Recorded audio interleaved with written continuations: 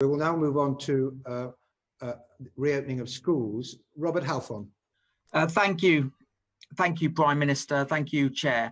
Can you assure all those parents, children, teachers and support staff who are watching today that the phased school opening on the 1st of June is absolutely safe, is of minimal risk, and that all the required testing, tracking and tracing will be given to teacher, staff and pupils, and there will be the required PPE where it is needed? And is it still the government plan to have all primary school years going back a month before the summer holidays? Okay, Rob, well, there's some very, very important questions. Just to remind everybody, because not everybody would have clocked this yet, what we want from June the 1st is for primary schools to begin gradually to go back. So early years, reception year 1 and year 6. We know we can do it in a safe, socially distanced way. That's what we want. We accept that not everybody will necessarily go back on day 1, but we do expect people to return to school in those class groups. We do believe it's safe, provided everybody remembers the guidelines that we've set out, and everybody understands the crucial things you've got to do, particularly maintaining social distance and washing your hands. Those are the absolutely and of course self-isolating if you've got symptoms. Those are the crucial things that you've got to do. They can't be stressed often enough. And on your point about the rest of primary school, Rob, we want to keep that under review. We'd like to do it if we can. It depends on our national success in keeping the disease under control and driving that incidence down. And so we'll continue to review it in accordance with the scientific advice. Mr. Halfon. Thank you. We know that roughly 86% of vulnerable pupils are not at school and learning. And a survey of 900 heads in England suggested that around 700,000 state school pupils are not doing any schoolwork. There is a potential decade of educational poverty in the offing and possibly a safeguarding crisis. So will you support a catch-up premium supported by a volunteer army of retired teachers, graduates and charities, alongside opening of summer schools to help those left behind children catch up with their education and get much needed pastoral and well-being support?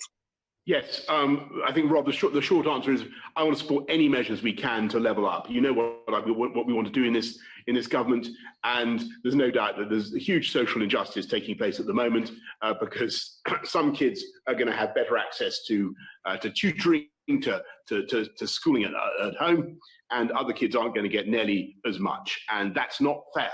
That's one of the reasons why we need to get schools back. I think that's something that people in this country do understand. They do understand the basic social injustice there. You've got lots of good ideas there. The catch-up fund, making a particular effort to tackle the needs of disadvantaged kids. Don't forget that we're already making sure that children from disadvantaged backgrounds get laptops and tablets and routers where necessary, but I agree with you that there's a lot more that needs to be done. Mr. Halfon. Thank you. On apprenticeships, the starts have fallen by 7% on last year. We know that significant amount of apprentices are being furloughed or being made redundant. We're in danger of destroying our dream of building an apprenticeship a nation. Will you consider introducing an apprentice guarantee, offering every young person from the age of 16 to 25 a guaranteed apprenticeship, providing they get the qualifications from level 2 right up to degree level? Well, Rob, I'm going to. All I will say to you is that I totally agree that apprenticeship is going to play a huge part in getting people back onto the jobs market and getting them into work. And we will look at anything to help people. It's going to be a difficult time, but there are also great opportunities to give people skills now that they perhaps need and haven't been getting over the last few years. So we're going to focus on that as well. but why not give them an apprenticeship guarantee? Because there will be a lot of people young people needing skills and jobs in the aftermath of the coronavirus. Well, we will be doing absolutely everything we can to get people into jobs, and I will look at the idea of an apprenticeship guarantee. I suppose it's something that we'd have to work with employers to deliver. We'd have to think about the funding of that. But this is a government that has done some pretty astonishing and creative things with helping business in the last few months, and that's the kind of thing we could well consider. We are going to need to take exceptional steps to help our young people into work, and we will. Finally, I've got very brief, please. Yeah, I've got my question, which have been guaranteed by you, Mr. Chair, that Cambridge University is become the first university to announce it's moving all its lectures online until summer 2021. Yet another university, Nottingham Trent, which is an award-winning university, is going to have blended mix of campus and online learning. Should higher education follow the example of Cambridge or Nottingham Trent? And can I just finally ask, should every student who's working in the NHS during the coronavirus have their tuition fees reimbursed this academic year at the very least? Okay, Rob, you're piling on the some questions here. On your final one, I will come back to you on NHS students, or students who are working in the NHS. I'm sorry. We'll give you an answer as soon as we possibly can. On your point about Cambridge and Nottingham Trent University, obviously I think it's a matter for universities, but clearly I think the implication of your question is that face-to-face tuition is preferable, right? Well, I hope that all universities understand that and see that that's also important for their students and for social justice. Thank you. Mr. Stephen Timms. Thank you, Chair. Can I pick up that social justice point and ask a question about a couple in my constituency? They both work, they have 2 children. The husband's employer didn't put him on the job retention scheme, so he has 0 income. His wife is still working, but her income is less than their household rent. They have leave to remain in the UK, but no recourse to public funds, so they can't get any help at all. Isn't it wrong that a hard-working, law-abiding family like that is being forced by the current arrangements into destitution? Hang on, Stephen. Why don't they? Why aren't they eligible for universal credit or for employment support allowance or any of the other? It's a very good question. It's because they have no recourse to public funds. That's a condition that's attached to their leave to remain. They've been here for years. Their children have been born in the UK. But because for a 10-year period, they have this no recourse to public funds, at the moment, they can get no help at all. Where are they actually from? The couple I'm thinking of are from Pakistan, but it applies to anyone from outside the UK. And they can't get furloughed, obviously not. Well, look, I'm going to have to come back to you on that, Stephen, because clearly they're people who've worked hard for this country, who live and work here, should have support of one kind or another. But you've raised a very, very important point. If the condition of their leave to remain is they should have no recourse to public funds, I will find out how many there are in that position, and we will see what we can do to help. I'll be most grateful. The Children's Society said, I think 2 weeks ago, there are at least 100,000 children in families in exactly that position. They've got leave to remain, they're law-abiding, they're hardworking, they've got no recourse to public funds, and many of them can get no help at all at the moment. So I'll be very grateful. I'll be very interested. We look forward to a letter on this matter, Prime Minister. Mr. Timms. You will get it. Thank you very much. Can I raise a separate point, really picking up Robert's point about a proposed apprenticeship guarantee? I just want to point to the success of the Future Jobs Fund after the last crash in supporting young people back to work. I wondered whether you'd agree that we are going to need some pretty radical measures to tackle unemployment after the crisis, particularly to support young people who everybody, I think, is suggesting are going to find it particularly hard to get into work? Yes, and that's why I think the idea of Rob's idea, this apprenticeship guarantee, is so attractive, because what we have done is we put our arms around every worker and help them keep their job, but businesses are, they may need support in the coming months as they get back on their feet in taking people on, and so we'll need to think about how to help them. And at the same time, look, let's face it, this country does have skills deficits. We do have a productivity gap still.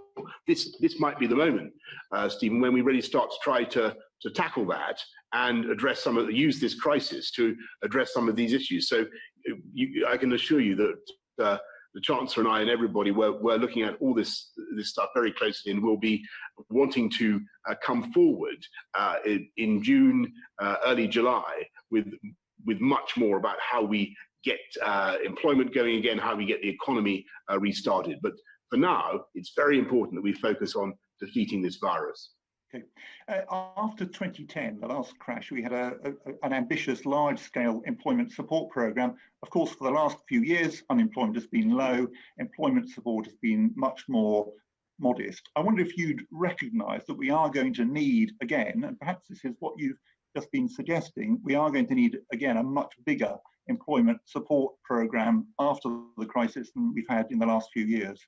I think it's very likely, Stephen, and we've done some things that I think have been right and have been overdue. I mean, I think lifting LHA, local housing allowance, up to 30% again of rent of market of the local market. I think that was the right thing to do. Forgive me. That helps a lot of people.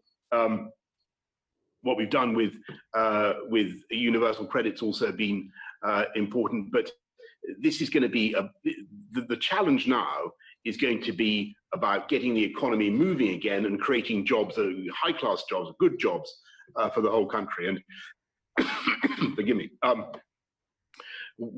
my mantra remains that the way to do that is with fantastic infrastructure, better education, better skills, and technology. We're going to stick ruthlessly to that. And indeed, just so everybody, I said this before to Conservative colleagues, but I'll say it to everybody on this committee, we're going to double down on that programme. We want to intensify that. It's going to require as well, I think, support for people to get into employment, as well as making sure there are jobs there. And the point made forcefully to our committee recently has been it takes a good year to get an employment support programme into its stride. So I wonder whether you'd agree it really is very urgent to get a programme planned and underway. Yes, though don't forget, Stephen, what HMRC has already done, what the government has already done at incredible speed in getting the furlough programme going. Nobody thought we could do that thing so fast, and they did it very effectively. So I think one of the ways in which this country is getting easier, as it were, to help, where people are getting easier, we do have so much more data. We understand where people are, what the problems are. One of the things that we're using to tackle this epidemic. So I hope that we'll be able to be very fast in dealing with the economic issues on the spot as we are trying to deal with the health and the medical issues right now. Thank you. Let me move on now. Thank you very much. Caroline Notes. You're self-muted at the moment, Caroline. I've unmuted. We've heard about the phased school opening, and that's going to happen at a similar time to the retail sector opening up, where we know nearly 60% of employees are women. Whose advice have you taken, Prime Minister, on how that phasing and the availability of childcare might impact women's ability to get back to work? Well, as I say, I'm pleased that I think your question, Caroline, is directed at whether or not we've got a sufficiently female representation at the top of government, helping us to inform these decisions. And I really think we have. You look at the head of policy in number 10 is Munira Mirza, the election manifesto on which we both fought successfully was written by two women, and the most important appointments we've made just in the last couple of weeks, whether it's Dido Harding or Kate Bingham, who's running the vaccines operation, have also been women. So, okay, can I just interrupt you there, Prime Minister? The EHRC have said that they've been ignored by Downing Street and that you've not listened to any of their advice on the unequal impact of COVID. Which experts are you listening to on the impact this virus has had, particularly on female employment? Well, there's a general study being conducted across Whitehall about the inequalities aspects of COVID, and that will be reporting to me. There's a study on the medical inequalities that Professor Fenton is producing, and that should report by the end of this month. The Institute for Fiscal Studies said that women are more likely to be furloughed, or they're more likely to be in sectors where they've been shut down. They're also worried about the availability of childcare and their employers making decisions for the future based on which employees might have those challenges. You said that you hoped employers would be considerate, but that doesn't give any legal protection. Do you think optimism is good enough? No, I think it's very important that people are given the protections that they need, and we will. I think it's true that more women have been furloughed, but it's also true that the furlough scheme is more generous than virtually any other scheme around the world. And I can't think of any other country where people have been given 80% of their wages at up to £2,500 per month in the way that the UK has done. And we will continue to look after people, to put our arms around our workforce, to help them back into work. And Caroline, your point about the particular vulnerability of female workers is very good, because female workers, women workers, I think they have been harder hit by this thing, because very often they will have jobs, particularly lower paid jobs, that make it more difficult for them to work from home. And that's why we need to get this thing moving if we possibly can, keep fighting the virus, keep defeating it, and help people get back into work. We went into this crisis with record female employment. That's a fantastic achievement. But in order to come out of it with women being able to go back into work, we're going to need a childcare sector that's functioning. What specific thought have you given about additional assistance to the childcare sector? We've already invested considerably in supporting childcare, as you know. It was in our and we will do whatever it takes to help women get back into work. And I think I agree with you. Childcare is absolutely critical for the success of our economy. Specifically, how has the Government Equalities Office contributed to the decisions about which parts of the economy should open up first?